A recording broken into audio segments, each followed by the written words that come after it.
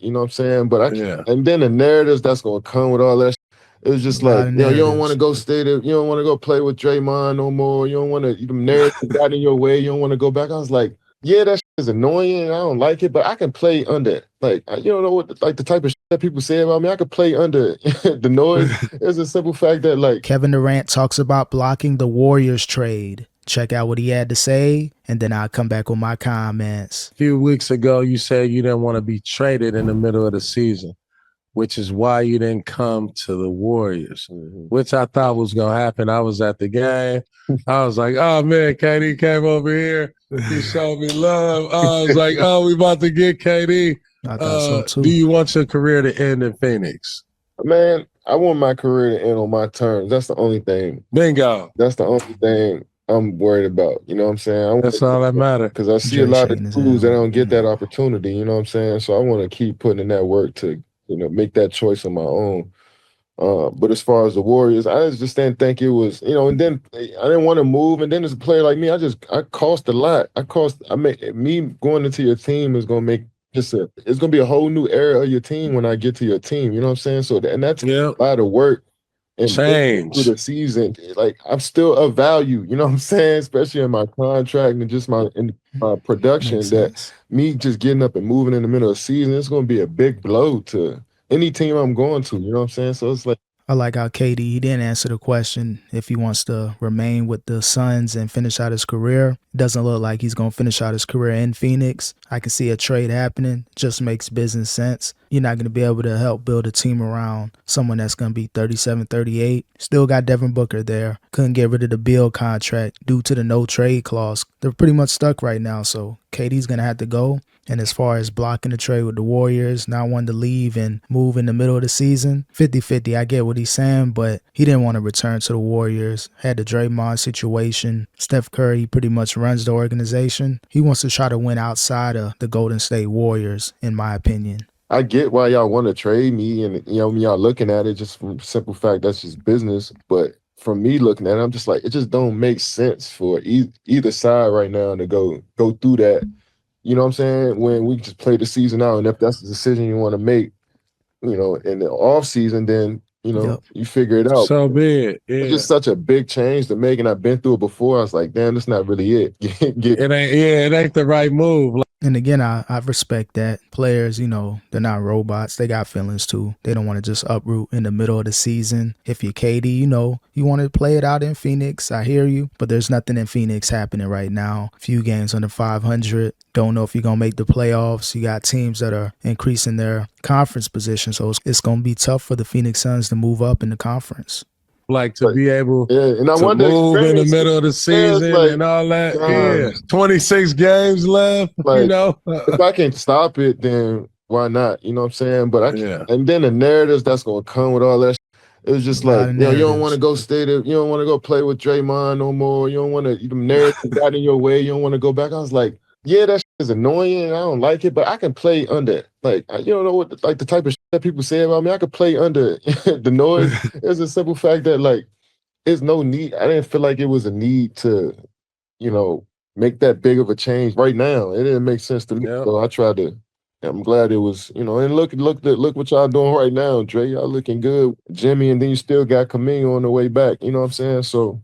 Yeah, the thing is, what Keddy's saying is true as far as he's a player to where you're going to have to trade most of your players to get a player like Kevin Durant. So in order for the Warriors to land a KD, Kuminga has to go, Brzezinski, a couple of their other young players. So you really got to trade most of the roster to get a KD-like player. But again, nothing's going on in Phoenix. I know he wants to play it out, but I believe if this was a different team other than the Warriors, maybe the Miami Heat, I can see KD signing off on that trade. I didn't think it made sense. Absolutely. No, I think a lot of people don't realize what you going through that in Phoenix of the midnight hour trade. Mm-hmm. Bridges leave. I think Aiden left. No, Cam Johnson. Bridges, Cam Johnson. Those were big gaps, you know what I'm saying, to try to fill those holes. Right. You make that move in the offseason, there may be a third team you can get involved or different stuff where you don't have to deplete your whole team. During the middle of the season, that is very tough to do. And I don't think people realize. And then, like you said, also being at at your age, like, I think everybody still look at you like you a spring chicken because of the way you play. So you still hooping at the same level, but you're set in your life and in your ways at this age to just up and leave. Yeah, exactly. That is a lot. Like for Jimmy needed that. You know what I'm saying? Like Jimmy needed a change. That was a different thing. But, you know, if he didn't want that change before, which is probably why he was never traded before, because y'all do have that type of power to say, nah, and no franchise ultimately want to disrespect guys like y'all, because if they do, how do you ever get another one? Yeah, as far as Jimmy going to the Warriors, that ended up working out great. KD would have been great offensively, but defensively, Jimmy Butler, he's pretty much the two-way player that the Warriors needed. So shout out to the Warriors and shout out to Jimmy Butler for turning that franchise around. Exactly.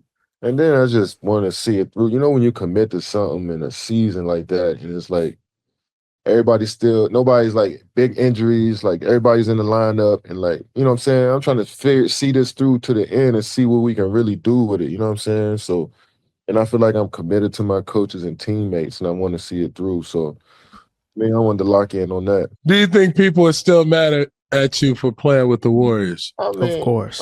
I'm sure some people not going to like let it go. I wouldn't say they mad. They still angry about it, but I don't think they're going to forget that I went to the Warriors. You know what I'm saying? That's going to always be a talking point when it comes to my career, but I don't give a shit. We did some incredible things, and we had some of the most fun times of my life moving around as a Warrior. So there's going to be people that love it. There's going to be people that hate it, man. But at the end of the day, it happened. Yeah, I know a lot of people like Stephen A. Smith, some of the people in media, they're not going to let that down. They're going to continue to talk about KD, that being the weakest move, but he won multiple finals MVPs, multiple championships, probably would have three-peated if he didn't get injured in the Toronto series. So I know people going to talk junk about KD, but he was the leading factor in the Warriors winning those championships. And it was great. And we happy it did, because it created a dynasty. Man, got to see you at the peak of your career and your moment. And so when you think about when time passed and people are like, damn, bro, like, we wish this would have stayed together for, 3-4 more years. Yeah, they're going to say that. They're going to say that. But when they should just be, going back and watching that footage so they can learn. That part. Listen, man, you hear people say that shit all the time, and the reality is 2015 to 2019 is, in my opinion, the best era of NBA basketball, the best 5-year stretch of NBA basketball, in my opinion.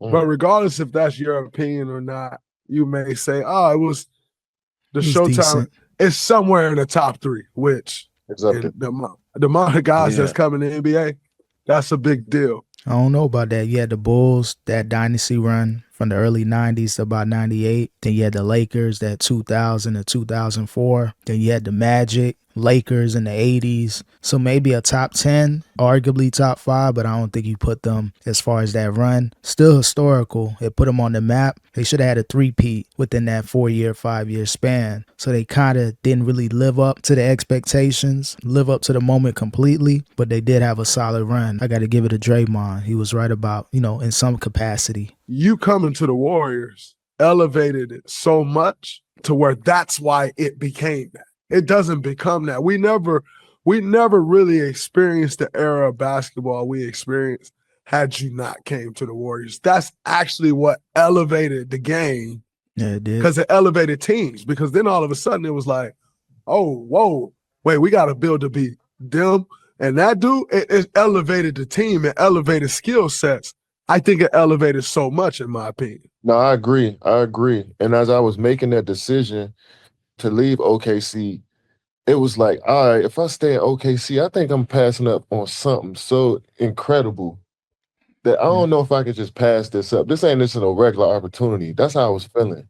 And I didn't know exactly how it would play out, obviously, but it just felt like this would be a huge, huge shift and moment. And not just to people that consume the game, but just how the game is played itself. You know what I'm saying? I was like, this seemed like something I can't turn down right now. You know what I mean? And it turned out to be that big. And I agree. You know what I'm saying? There was so many great teams. Like, again, historical run, Can't forget about that Warriors dynasty run, and they were able to win a championship in 2022 without KD. So again, one of those teams you're going to remember in the 2015s to like the early 2020s. As far as KD leaving OKC, again, people talk junk about him, but it ended up being a solid move for him. Wasn't able to really gain his footing with another team, Brooklyn and Phoenix, but it ain't too late for KD. He'll still have an opportunity to go to another team and contribute to a championship.